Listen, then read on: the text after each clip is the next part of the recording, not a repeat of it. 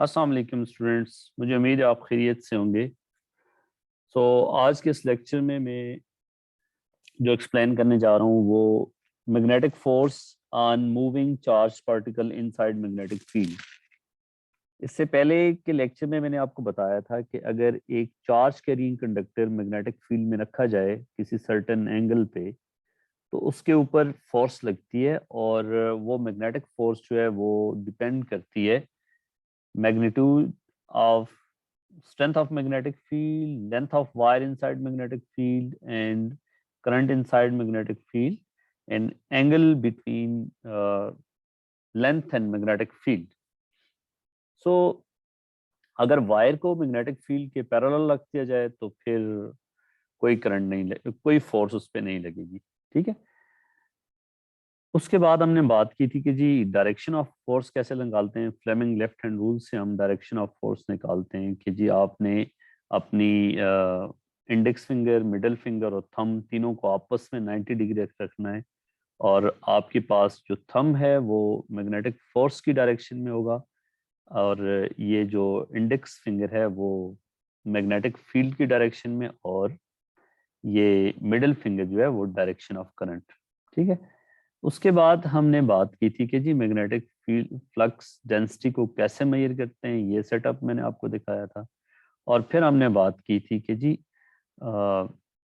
Force between two current carrying wires, जब उनको एक दूसरे के करीब रखा जाए तो एक दूसरे पे फोर्स लगाती है और वो फोर्स कैसे निकाली जाती है। तो आज के इस लेक्चर में मैं बताऊंगा कि जी चार्ज पार्टिकल अगर मैग्नेटिक फील्ड में इंटर होता है विद सम वेलोसिटी v, तो उसके ऊपर जो मैग्नेटिक फोर्स लगती है वो किन फैक्टर्स पे डिपेंड करती है। ठीक है। और उस फोर्स का एक्सप्रेशन क्या है ये पहले हम बात करेंगे। चार्ज पार्टिकल की ट्रेजेक्टरी क्या बनती है इनसाइड मैग्नेटिक फील्ड के रीजन में, वो हम बात करेंगे। और इसके अलावा जो है हम बात करेंगे कि जी हम वो जो रेडियस या सर्कुलर पाथ बनता है इनसाइड मैग्नेटिक फील्ड, उसको उसका रेडियस किस चीज पे डिपेंड करता है। ठीक है। तो सबसे पहले तो मैं आपको ये एक सिचुएशन आपके सामने है कि जी force on moving charge particle inside magnetic field से पहले हमने ये देखा था कि जी अगर ये करंट कैरिंग वायर है जिसमें करंट आए इस डायरेक्शन में है, और मैग्नेटिक फील्ड ये क्रॉस शो कर रहा है कि जी मैग्नेटिक फील्ड जो है वो इनटू पेज है, ये जो आपके सामने पेज नजर आ रहा है इसके स्क्रीन के इनटू द स्क्रीन है। ठीक है। और ये यूनिफॉर्म मैग्नेटिक फील्ड यहाँ पे है। मैग्नेटिक फील्ड स्ट्रेंथ जो है वो हर हर जगह पे सेम है। तो अब देखें इस वायर पे फोर्स जो लगती है वो उसकी डायरेक्शन, उस फोर्स का एक्सप्रेशन क्या था वो हमने देखा था। F is B I L sine of theta, और theta is angle between magnetic flux density and current length. So इस केस में थीटा 90 है, so force will be equal to B I L. So इस force की direction कैसे find करते थे Fleming left hand rule के तहत। और अगर आप फ्लेमिंग लेफ्ट हैंड रूल लगाएं इस डिस्कशन में, इस सिचुएशन पे, तो आप क्या करेंगे कि magnetic field into the page है और अपनी इंडेक्स फिंगर को इनटू द पेज रखें और मिडिल फिंगर को towards the direction of current रखें, तो फोर्स की डायरेक्शन जो बनती है वो ये बनती है। ठीक है। तो इस वायर पे फोर्स, मैग्नेटिक फोर्स जो लगेगी वो इस तरह अपर डायरेक्शन में लगेगी, और मैग्नेटिक फोर्स परपेंडिकुलर होगी बोथ करंट की डायरेक्शन के एंड मैग्नेटिक फ्लक्स डेंसिटी की डायरेक्शन के। ओके। अब देखते हैं कि जी एक्चुअली हुआ क्या है कि इसके अंदर चार्ज पार्टिकल मूव कर रहे थे, क्योंकि करंट कैरिंग वायर के अंदर चार्ज पार्टिकल थे। तो इसका मतलब ये है कि अगर इस वायर पे फोर्स लगी है तो इनसाइड जो चार्ज पार्टिकल्स हैं उन पे भी फोर्स लगी है। और अगर एक चार्ज पार्टिकल मैग्नेटिक फील्ड में एंटर होता है तो उस चार्ज पार्टिकल पे फोर्स लगेगी। ठीक है। लेट्स से आपके पास वही सिचुएशन है, magnetic flux density into the board है, इनटू द पेज है, और एक पॉजिटिव चार्ज पार्टिकल क्यू जिसका चार्ज क्यू है वो right angle to the magnetic field enter होता है, और उसकी वेलोसिटी की डायरेक्शन जो है वो ये है। अब क्या होगा, इस चार्ज पार्टिकल पे फोर्स लगेगी और वो फोर्स जो होगी वो उस फोर्स की डायरेक्शन इस केस में ये होगी। अब डायरेक्शन कैसे निकालेंगे ये थोड़ी देर बाद ही आपको बताऊंगा, लेकिन यहाँ पे अगर आप इधर ही मैं इसको बताना चाहूँ तो क्या होगा कि आपने फ्लेमिंग लेफ्ट हैंड रूल ही लगाना है। आपकी मिडिल फिंगर जो है वो वेलोसिटी की डायरेक्शन में होगी, ठीक है, और इंडेक्स फिंगर जो है वो मैग्नेटिक फील्ड की डायरेक्शन में, जो इनटू द पेज आप रखेंगे, तो थंब जो है that will be the direction of force. तो इस पॉइंट पे फोर्स इस डायरेक्शन में लगेगी। अब अगर इस जगह पे आ जाता है तो आप देखिए वेलोसिटी की डायरेक्शन जो है वो अब ये हो गई है। तो आपने उसी लेफ्ट हैंड को इस तरह आपने रोटेट करना है कि जी वेलोसिटी की डायरेक्शन में आपने अपनी मिडल फिंगर रखनी है, और बी इनटू द बोर्ड ही है, तो इसलिए फोर्स की डायरेक्शन यहाँ पे निकालेंगे तो वो इस तरह होगी, ठीक है। तो फोर्स क्या कर रही है, फोर्स लगने की वजह से ये एक चार्ज पार्टिकल जो है वो इसकी ट्रेजेक्ट्री ऐसे बनती है जो रेड लाइन से शो की गई है, ठीक है। अब ये एक आर्क ऑफ सर्किल बनेगी क्योंकि फोर्स जो है वो परपेंडिकुलर लग रही है। इस पॉइंट पे अगर हम देखेंगे तो फोर्स जो है वो वेलोसिटी की ये डायरेक्शन, फोर्स की ये डायरेक्शन होगी। सो फोर्स एक पॉइंट की तरफ लग रही है, एक सर्कुलर पाथ, ये पार्ट ऑफ एक सर्कल बन रही है क्योंकि फोर्स जो है वो परपेंडिकुलर लग रही है, फोर्स जो है वो टुवर्ड्स दैट फिक्स पॉइंट लग रही है, तो इसलिए ये पार्ट ऑफ सर्कल बनेगी ट्रेजेक्ट्रीज की। और देखिए इसको मेरे इस डायग्राम पे भी शो किया हुआ है कि जी uniform field, magnetic field into the board page है यहाँ पे बी इनटू, और उसके अलावा जो है ये चार्ज पार्टिकल है। तो अब देखें इसका पार्ट कैसा बनेगा, यहाँ तक this will be part of circle, और सर्कल का जो है ये कोई कोई सर्कल बन रहा है जिसका ये पार्ट है, बेसिकली ये एक आर्क है। तो फोर्स जो है वो इसकी तरफ लग रही होगी, इस पॉइंट की तरफ, यहाँ पे फोर्स इधर लग रही है, इधर फोर्स देखें फिर इधर लग रही है, एंड सो ऑन। तो फोर्स ये इस पॉइंट से लेके इस पॉइंट तक ये पार्ट ऑफ सर्कल है, आर्क ऑफ सर्कल बन रही है। और आगे जो है इसने क्या करना है कि आप देखें मैग्नेटिक फील्ड यहाँ से आगे खत्म हो गई है, तो जिस डायरेक्शन से ये इससे बाहर निकली है उसी डायरेक्शन से ये पार्टिकल जो है वो आगे मूव करता रहेगा, अपनी डायरेक्शन कंटिन्यू करेगा, ठीक है। अगर आगे मैग्नेटिक फील्ड होता तो फिर ये सर्कल में आगे फर्दर बेंड होता, उसकी डायरेक्शन वेलोसिटी की चेंज होती तो ये एक सर्कल में घूमना शुरू कर देता। अब हम देखते हैं कि जी फोर्स का एक्सप्रेशन, फोर्स चार्ज पार्टिकल पे लगती है और उस फोर्स का एक्सप्रेशन कैसे निकालते हैं। उसके लिए देखें, अगर आप पहली सिचुएशन को देखें तो फोर्स जो है, अगर कंडक्टर पे फोर्स की बात करें inside magnetic field current carrying conductor पे, तो वो आपके पास है बी आई एल, और अगर एंगल 90 डिग्री है तो साइन 91 होगा। अब देखें जो करंट है, हम कहते हैं कि जी कंडक्टर के अंदर जो है वो चार्ज पार्टिकल मूव कर रहे हैं, ठीक है। और चार्ज पार्टिकल अगर चार्ज क्यू मूव कर रहा है तो करंट की वैल्यू होगी क्यू बाई टी, ठीक है। सो फोर्स की वैल्यू आ गई B Q by T into L. तो इसको अगर आप थोड़ा रीअरेंज करें तो आपके पास बनेगा B Q L by T. L is the length of this conductor, और चार्ज ने इधर से इधर तक आने में जो टाइम लिया है वो लेंथ ली है, वो कवर की है वो एल है, और टाइम टी लिया है, तो ये एल बाई टी क्या होगा, that will be the velocity of charge particle, ठीक है। सो बी क्यू वी, तो इसका मतलब हो गया कि फोर्स ऑन चार्ज पार्टिकल जो है उसका एक्सप्रेशन क्या बन गया, बी क्यू वी, ठीक है। क्यू अगर चार्ज पार्टिकल है, वी उसकी वेलोसिटी है, तो फोर्स का एक्सप्रेशन ये बनेगा, अगर charge particle Q inside magnetic field B enter होता है विद वेलोसिटी वी, तो उस पे फोर्स जो लगेगी बी क्यू वी बनेगी। और अगर वो चार्ज पार्टिकल जो है उसकी डायरेक्शन जो है, उसकी वेलोसिटी की डायरेक्शन मैग्नेटिक फील्ड के परपेंडिकुलर है, तो फिर फोर्स का ये एक्सप्रेशन बनेगा, if angle is 90 degree between velocity and magnetic field, जो इस केस में, ऊपर वाले केस में हमारे पास है कि जो जब एंटर हो रहा था तो उसकी वेलोसिटी जो थी, उसकी डायरेक्शन, वेलोसिटी की ये डायरेक्शन है, मैग्नेटिक फील्ड जो है वो इनटू द पेज है बी, तो इनके बीच में जो एंगल है वो 90 डिग्री है, ठीक है। सो इसलिए चार्ज पार्टिकल पे जो फोर्स लगेगी वो बी क्यू वी बनेगी। लेकिन अगर कोई और थीटा होता तो फिर उस सूरत में होता हमारे पास, इसको रीअरेंज करके ऐसे भी लिख सकते हैं, Q V B sine of theta. अगर एंगल थीटा होता between velocity and magnetic flux density के, तो इस सूरत में जो फोर्स का एक्सप्रेशन बनता वो ये बनता, ठीक है। So theta is angle between velocity and magnetic flux density. So इस एक्सप्रेशन को अगर आप थोड़ा सा गौर करें तो मैग्नेटिक फोर्स किन फैक्टर्स पे डिपेंड करती है।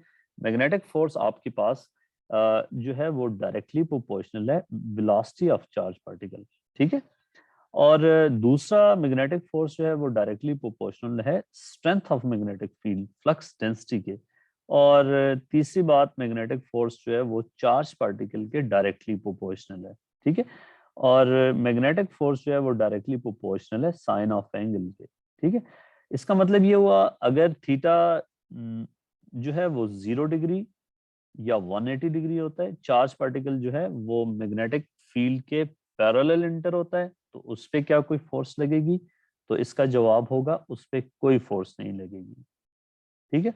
सो चार्ज पार्टिकल अगर मैग्नेटिक फील्ड के पैरेलल इंटर होता है तो उस वक्त चार्ज पार्टिकल पे फोर्स कोई नहीं लगेगी। और अगर चार्ज पार्टिकल मैग्नेटिक फील्ड के परपेंडिकुलर इंटर होता है तो फिर हम कहेंगे कि फोर्स उस वक्त मैक्सिमम लगेगी। This is very important point. तो देखें, अगर ये आपके पास मैग्नेटिक फील्ड की डायरेक्शन है और इसमें आपने चार्ज पार्टिकल को इंटर किया यहां से, ये चार्ज पार्टिकल, और ये इस सिंक में इस डायरेक्शन में एंटर हुआ, ये मैग्नेटिक फील्ड की डायरेक्शन है। तो क्या इस चार्ज पार्टिकल पे कोई मैग्नेटिक फोर्स लगेगी? तो जवाब होगा कोई फोर्स नहीं लगेगी इस पे। So force on this charge particle is 0 because this charge particle is parallel to the magnetic field, ठीक है।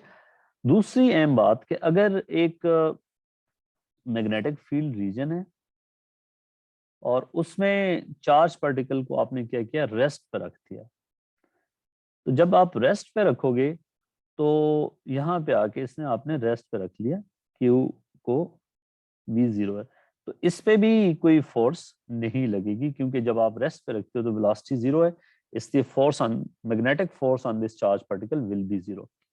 लेकिन आपने देखा था कि जी अगर एक इलेक्ट्रिक फील्ड है और इलेक्ट्रिक फील्ड में चार्ज पार्टिकल को रेस्ट पे रखेंगे, ये इलेक्ट्रिक फील्ड की डायरेक्शन है, ठीक है।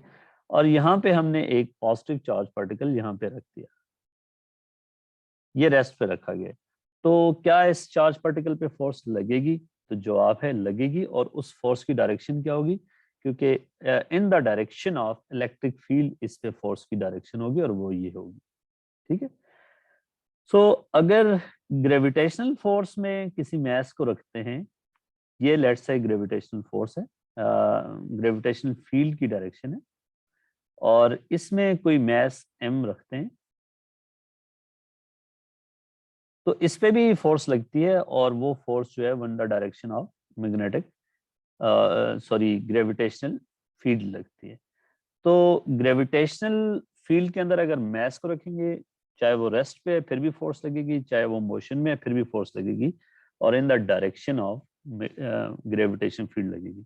लेकिन इलेक्ट्रिक फील्ड में अगर चार्ज पार्टिकल को रखते हैं तो इलेक्ट्रिक फील्ड में भी चार्ज पार्टिकल पे फोर्स लगेगी इन द डायरेक्शन, अगर वो पॉजिटिव चार्ज पार्टिकल है तो उस पे in the direction of electric field force लगेगी, अगर वो नेगेटिव चार्ज पार्टिकल है तो उस पे फोर्स जो लगेगी वो opposite to the direction of electric field लगेगी, ठीक है।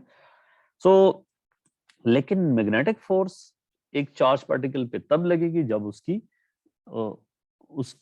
जब वो मूव कर रहा होगा, और जब वो मूव कर रहा होगा और मूव भी अगर वो सिर्फ पैरेलल मूव कर रहा है तो फिर उस सूरत में कोई फोर्स नहीं लगेगी।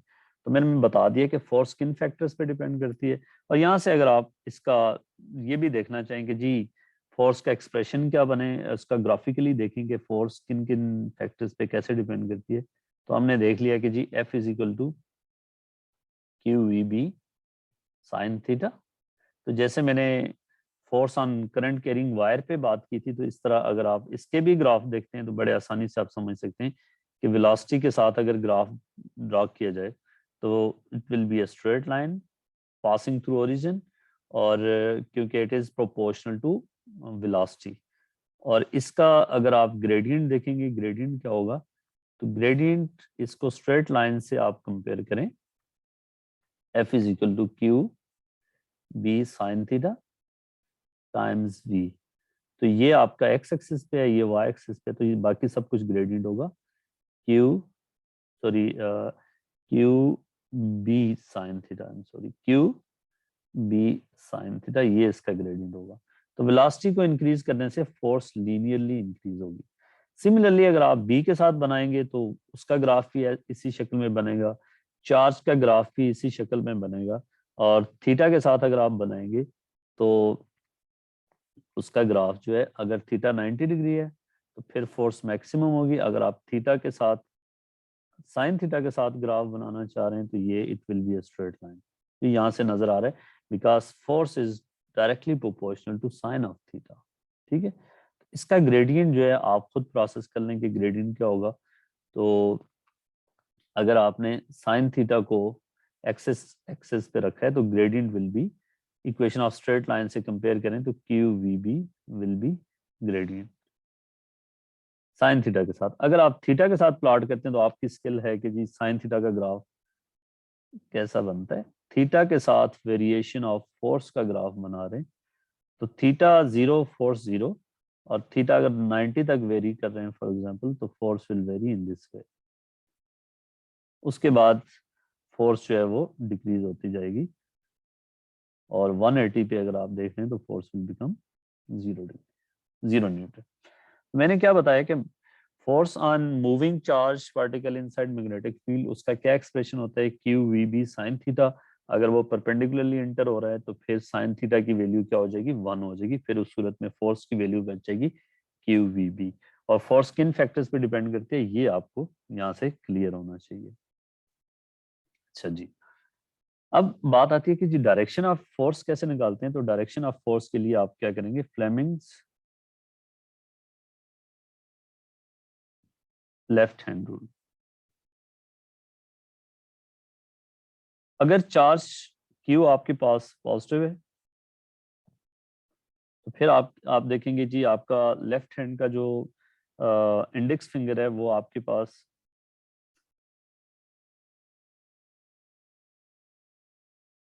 ये जो है ये फोर्स की डायरेक्शन में होगी, और ये आपके पास सॉरी ये फिंगर जो इंडेक्स फिंगर है वो मैग्नेटिक फील्ड की डायरेक्शन में होगी, और ये वेलोसिटी की डायरेक्शन में होगी। सो आपने तीनों को परपेंडिकुलर रखना है। ठीक है, तो इस सूरत में ये मैग्नेटिक फील्ड की डायरेक्शन में रखना है, ये वेलोसिटी की डायरेक्शन में रखना है, और ये फोर्स की डायरेक्शन में। जैसे मैंने आपको ऊपर दिखा दिया कि जी ये वेलोसिटी की डायरेक्शन इधर, तो फोर्स की डायरेक्शन इधर होगी। अगर चार्ज पार्टिकल नेगेटिव होता तो फोर्स की डायरेक्शन एग्जैक्टली अपोजिट होती है इसके। मसलन ये रीजन है मैग्नेटिक फील्ड का, और मैग्नेटिक फील्ड जो है वो इनटू द पेज है यहाँ पे, और यहाँ पे बेटा अगर हमारे पास नेगेटिव चार्ज पार्टिकल एंटर होता है माइनस क्यू उसका चार्ज है, तो इस पे फोर्स आप फ्लेमिंग लेफ्ट हैंड रूल के तहत अगर ये चार्ज पॉजिटिव होता तो फोर्स लगती ऊपर वाली डायरेक्शन में, और अगर ये नेगेटिव है तो इस पे फोर्स इस डायरेक्शन में लगेगी। ठीक है, तो फोर्स यहाँ पे इस पे इस डायरेक्शन में लगेगी। आप फ्लेमिंग लेफ्ट हैंड रूल से फोर्स की डायरेक्शन निकाल सकते हैं। ये चूंकि वेलोसिटी की डायरेक्शन है तो फोर्स की डायरेक्शन ये होगी, मैग्नेटिक फील्ड जो है वो इनटू द बोर्ड है। तो इस तरीके से जो फोर्स लगती है वो बोथ मैग्नेटिक फील्ड और वेलोसिटी का जो प्लेन बन रहा है उसके परपेंडिकुलर लगती है। याद रखना, this is very simple way of explaining कि अगर वेलोसिटी और मैग्नेटिक फील्ड का जो कॉमन परपेंडिकुलर देखा जाए तो फोर्स उस डायरेक्शन में लगेगी। अच्छा, अगर नेगेटिव चार्ज पार्टिकल है तो आपने क्या करना है कि फोर्स की डायरेक्शन जो है, जो इधर से आ रही है पॉजिटिव की डायरेक्शन, अगर इसको आप पॉजिटिव अज्यूम करके फोर्स की जो डायरेक्शन निकाल दें तो उससे जो आंसर आता है उसका उलट आप अज्यूम कर लें, या क्या कर लें, या अपना राइट हैंड रूल यूज कर लें। ये नेगेटिव चार्ज पार्टिकल की वेलोसिटी की डायरेक्शन में रखते हैं, ये मैग्नेटिक फील्ड राइट हैंड का इंडेक्स फिंगर मैग्नेटिक फील्ड की डायरेक्शन में, मिडिल फिंगर वेलोसिटी की डायरेक्शन में नेगेटिव चार्ज पार्टिकल की, तो force will be in the direction of thumb will be in the direction of force. अच्छा जी, अब हम बात करते हैं कि जी अगर चार्ज पार्टिकल जो है आपका मैग्नेटिक फील्ड में एंटर होता है और यहाँ पे मैग्नेटिक फील्ड इस रीजन में इनटू द पेज है, तो ये चार्ज पार्टिकल क्यू आपके पास एंटर हुआ विद वेलोसिटी v, क्या होगा यहाँ पे फोर्स की डायरेक्शन इधर होगी, आप फ्लेमिंग लेफ्ट हैंड रूल से वेरीफाई कर सकते हैं। तो फोर्स परपेंडिकुलर लगी वेलोसिटी के और मैग्नेटिक फील्ड के, तो जिसकी वजह से चार्ज पार्टिकल की वेलोसिटी की डायरेक्शन बदली। ठीक है, अब यहाँ पे फोर्स की डायरेक्शन इधर है, सॉरी वेलोसिटी की, तो यहाँ पे मैग्नेटिक जो आपकी इंडेक्स फिंगर है वो इनटू द पेज ही होनी चाहिए, और मिडिल फिंगर जो है वो वेलोसिटी की डायरेक्शन में ऐसे कर दें इसकी डायरेक्शन में, तो फोर्स की डायरेक्शन ये हो जाएगी। ठीक है, फिर इससे वेलोसिटी की डायरेक्शन चेंज होगी, यहाँ पे फिर वेलोसिटी की डायरेक्शन ये है, तो आप देखें वेलोसिटी की डायरेक्शन में अगर आप अपनी इंडेक्स फिंगर मिडिल फिंगर को रोटेट कर दें और इंडेक्स फिंगर जो है वो अपनी इनटू द पेज ही रखें, तो फोर्स की डायरेक्शन ये हो जाएगी, और यहाँ पे जो है वो फोर्स की डायरेक्शन ये हो जाएगी। तो आप देख रहे हैं कि force perpendicular to the velocity लग रही है हमेशा।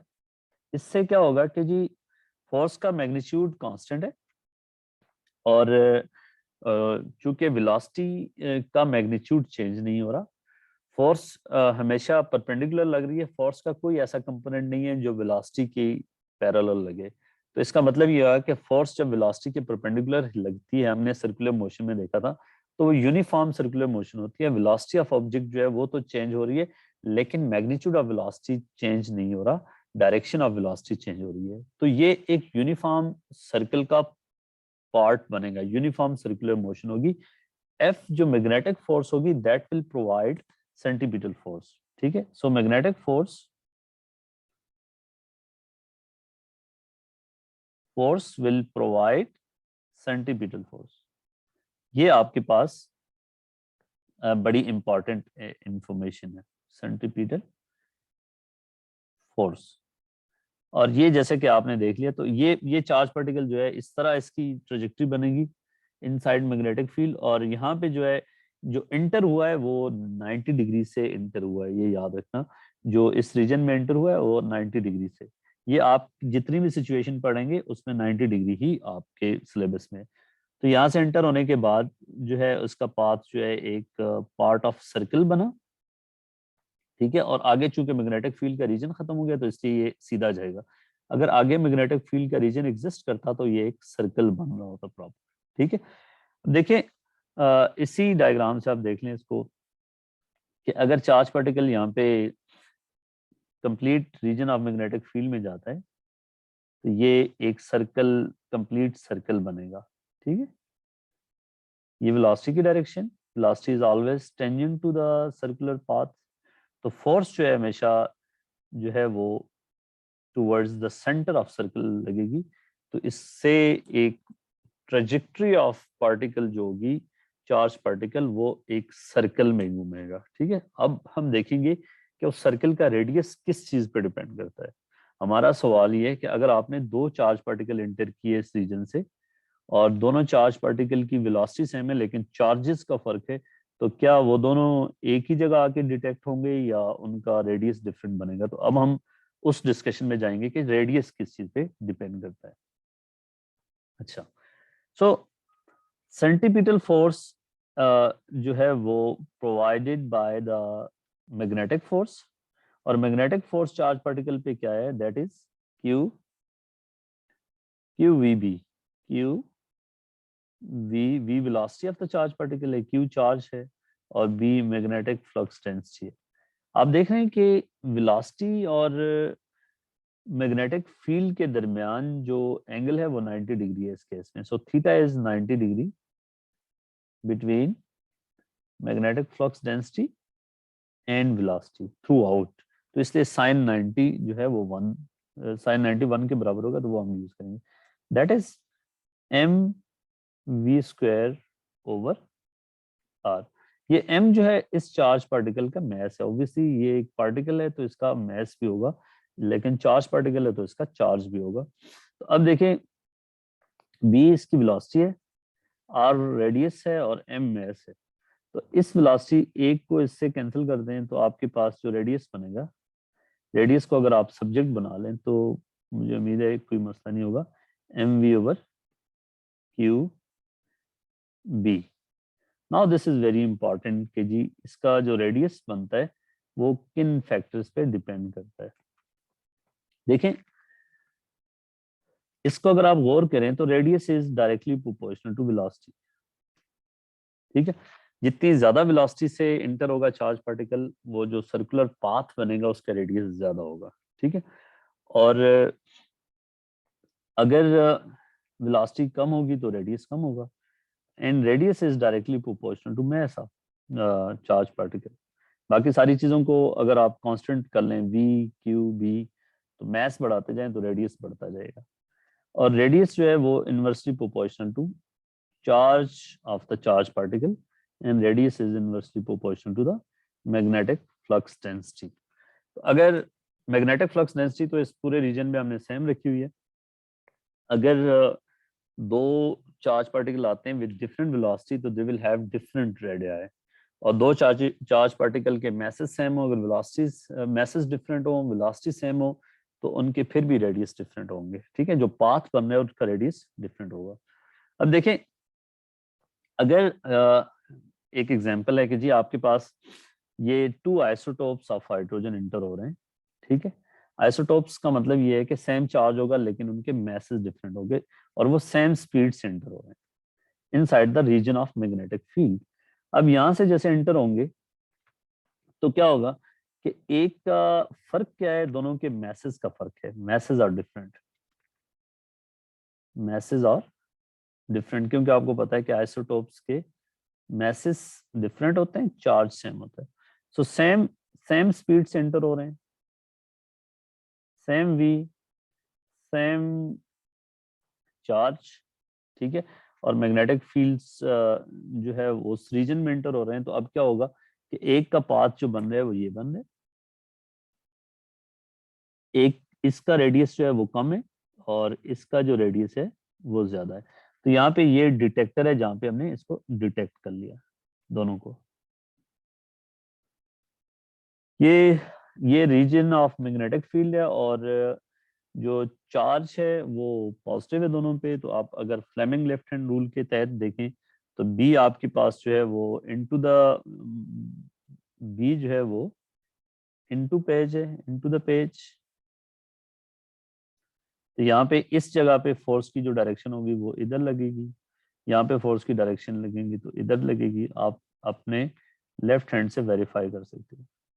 तो अब देखें, अगर आपसे पूछा जाए कि मैस ए का ज्यादा है या बी का ज्यादा है तो आप क्या बताएंगे?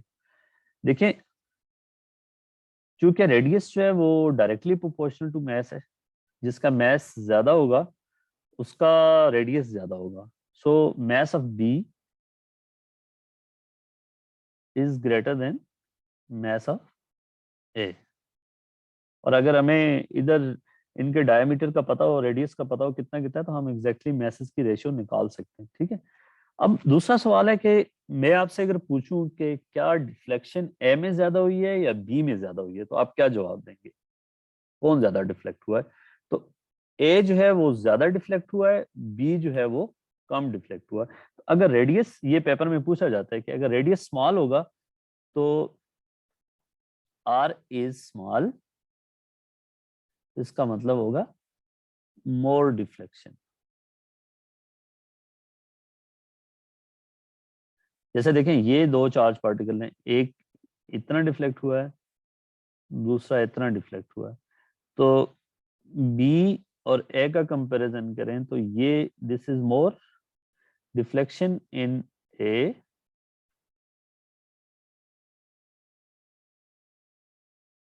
is more than deflection in B. और ये इसलिए आपको बता रहा हूँ कि एग्जाम में पूछा जाता है इन डिफ्लेक्शन के सेंस में, क्या डिफ्लेक्शन किसमें ज्यादा होगी। अगर आप स्पीड को बढ़ाओगे तो डिफ्लेक्शन पे क्या फर्क पड़ेगा। देखें, स्पीड को इंक्रीज करने से रेडियस जो है वो इंक्रीज होगा। रेडियस इंक्रीज होने का मतलब ये है कि उसमें लेस डिफ्लेक्शन होगी। अगर चार्ज इंक्रीज करोगे, चार्ज इंक्रीज करने से रेडियस कम होगा, इसका मतलब मोर डिफ्लेक्शन होगी। तो इस रिलेशनशिप से हम रेडियस निकाल सकते हैं। और रेडियस किस चीज पे डिपेंड करता है वो हमने देख लिया कि रेडियस किन फैक्टर्स पे डिपेंड करता है। और ये रिलेशनशिप जो है वो कई दफा प्रूव करने के लिए एग्जाम में आया हुआ है। आप सवाल भी देख लेंगे। इससे आपको इंपॉर्टेंट पॉइंट पता होना चाहिए कि centripetal force is provided by the magnetic force. और दूसरा, इसमें चार्ज टू मास रेशो भी हम निकाल सकते हैं कि इसी रिलेशनशिप से अगर मैं क्यू और एम को सब्जेक्ट बनाऊं तो देखें, इस बी को उठा के इधर ले चलता हूं, बी आर, और इस बी को उठा के इसके नीचे ले आता हूं, तो मेरे पास ये बनेगा एम ओवर क्यू।